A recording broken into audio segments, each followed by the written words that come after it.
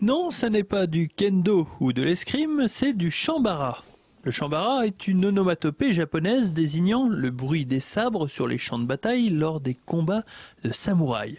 Développé en 1971 par le nippon Tanabe Tetsundo, le chambara a été exporté en France dans les années 90 par des maîtres du kendo.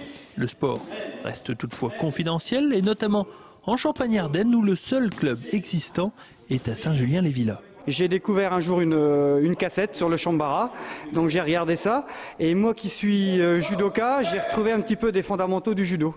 C'est-à-dire qu'on peut se donner à fond dans l'attaque jusqu'au bout. Et pour redonner un petit peu de vitalité au club, pour les gamins qui en ont marre du judo, pour ceux qui voulaient découvrir autre chose, eh ben je me suis formé à Paris pendant une année et donc j'ai lancé le sport chambara.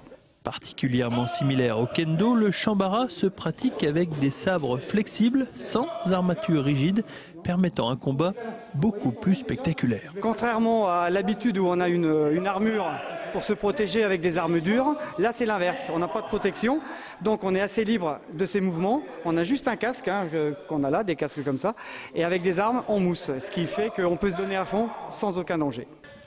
Rémi pratique le chambara depuis 4 mois déjà et en tant qu'escrimeur, il retrouve des automatismes ainsi qu'un certain plaisir dans la pratique. Je cherchais un sport assez vivant, donc ici on peut voir qu'on fait pas mal de choses et qu'on peut se défouler tout en apprenant pas mal de techniques. Et puis bon, il faut dire aussi que j'ai fait un petit peu d'escrime, que je continue à faire de l'escrime, mais c'est vrai que c'est une autre forme d'approche de l'escrime finalement.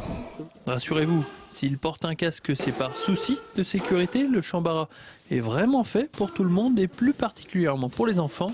Et j'ai bien dit, pour tout le monde.